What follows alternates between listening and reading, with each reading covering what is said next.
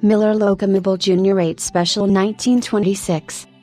155 250 bhp, 90.2 cubic inches. 16 valve inline 8-cylinder engine with supercharger, 3-speed manual transmission, front beam axle with semi-elliptical leaf spring suspension, liver ear axle with semi-elliptical leaf spring suspension, and 4-wheel drum brakes. Wheelbase, 100 inches. When the rule change that limited engine displacement to 91 cubic inches was announced for the 1926 racing season, famed designer, engineer, and visionary Harry Miller could have merely shortened the stroke of his nearly unbeatable 122 cubic inch engine and continued producing and selling the rear-wheel drive race car that he first introduced in 1923. In typical fashion, however, the extraordinarily talented Miller and his no less capable staff instead set to work on designing and building an entirely new car. To the untrained eye, the 122 and 91 rear-wheel drive cars were virtually identical in appearance, aside from the 91's three-piece radiator and grille assembly. Yet there was no commonality of parts between the two models, with the exception of externally sourced items such as the wheels, tires, instruments, and electrical components. All of the 91 engines were supercharged, and at introduction, they developed 155 horsepower at 7,000 revolutions per minute. Extensive on-track development work resulted in refinements that eventually boosted output to well over 250 horsepower at 8,000 revolutions per minute. The Miller 91 was so successful and its domination of 1920s speedways so complete that it was effectively responsible for its own demise. In 1930, the ACA changed to the junk formula, increasing the displacement of engines to 366 cubic inches and banning supercharging, largely in part to stop the Miller 91's seemingly unending winning streak. A total of 8 rear-wheel drive Miller 91s had been built, and relatively few of them remain extant. The name Locomobile, in American automobile circles, brings to mind vast, beautifully built luxury automobiles. It also, however, brings to mind the pair of special Miller 91s built in 1926 to the order of Cliff Durant, son of General Motors founder William Crawford Durant, recent acquirer of the Locomobile Company of America. In order to promote the first Durant-built Locomobile model, the Junior 8, Cliff Durant set to racing with a team of Millers, including 2 purpose-built cars based on the stock Miller 91 but with assorted detail differences throughout, including slight modifications to their engines. The car offered here, chassis number 8, was driven by Cliff Durant himself at the 1926 Indianapolis 500, its first event, with the racing number 9. After qualifying an impressive 11th, Durant, a man more interested in business than in training for races, called for relief by Eddie Hearn after only 41 laps. The car retired on the 61st lap after a fuel leak. Hearn continued to run in the car, now number 19, at such renowned board tracks as Altoona, finishing 5th overall on 12th of June, and Charlotte, finishing 3rd overall on 23rd of August. At the end of the 1926 season, Durant dissolved his team, and his former team driver, Harry Hartz, took both Locomobile Junior 8 Specials to California to sell on his behalf. In this form, the car raced once more under its original name at Culver City, number 25 driven by Harlan Fengler, who finished 5th. It was then acquired by Cliff Woodbury for the burgeoning Boyle Valve Special team of Millers, for whom it was driven by Fred Kummer, Ralph Hepburn, Russ Snowberger, and Billy Arnold, through 1929. Including 3 further competitions at Indianapolis. After a race at the New York State Fairgrounds resulted in damaged engine bearings, the car was sold to veteran mechanic and team owner Clarence Tarbett of Culver City, California.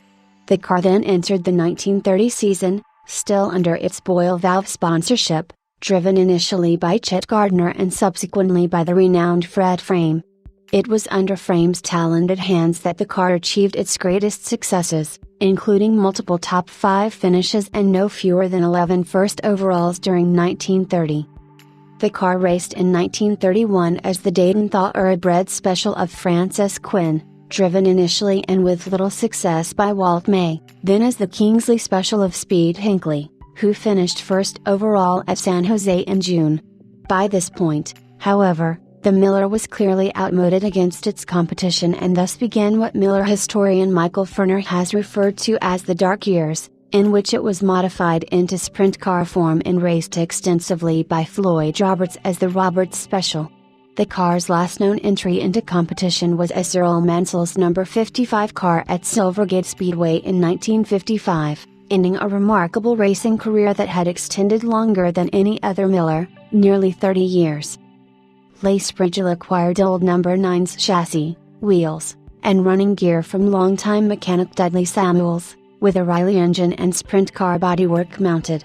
The car was then acquired by longtime owner Joe Jimso from Sprigil at some point in the 1940s and would remain in his ownership for 4 decades, during which time it was occasionally shown in its sprint car form, carrying number 43 and identified as the Orange Blossom Special.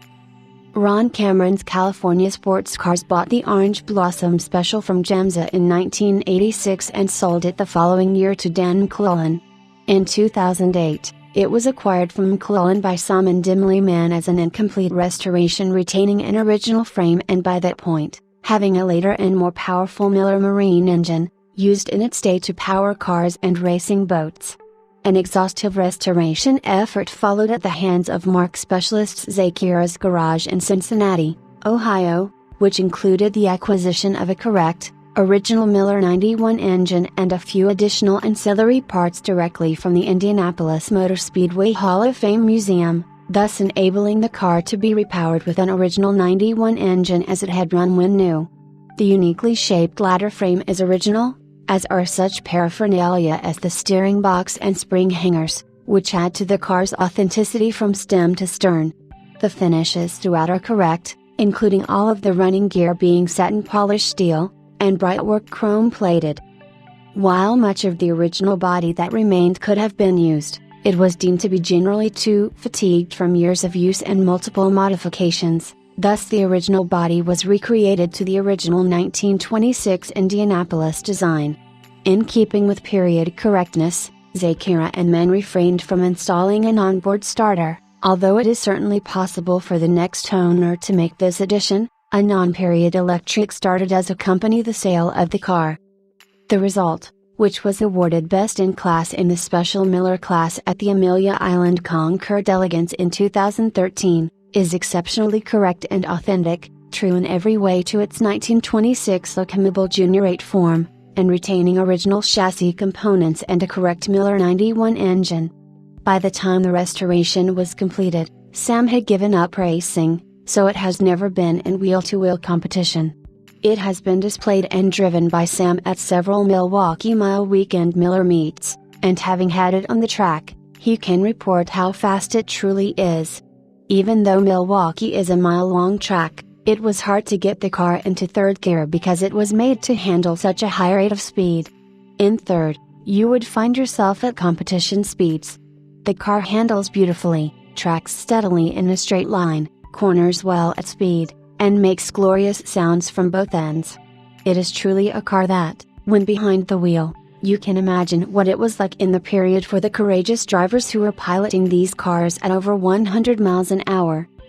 This Miller certainly represents the best of early high-tech racing in its day, as these cars were precision-built and displayed a degree of beautiful fit and finish that was not to be found anywhere else. It was, in effect, state-of-the-art and remained so for a very long time, creating excitement not only on the track, but also in the showroom, as Billy Durant had intended. Here is a car whose motor can turn up to 7,000 to 8,000 revolutions per minute, while most passenger cars did not exceed 2,000 to 2,500 revolutions per minute. Given the metallurgy and lubricants of the day, this accomplishment was nothing short of extraordinary. Truly a piece of automotive jewelry, this example can safely be held as among the most authentic Miller restorations.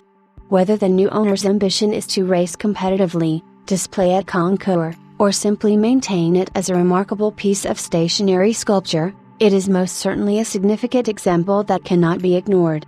It is a restoration true to the heritage of a car that started at Indianapolis no fewer than 4 times, 1926, 1927, 1928, in 1929, and was driven by some of the most legendary names of its generation.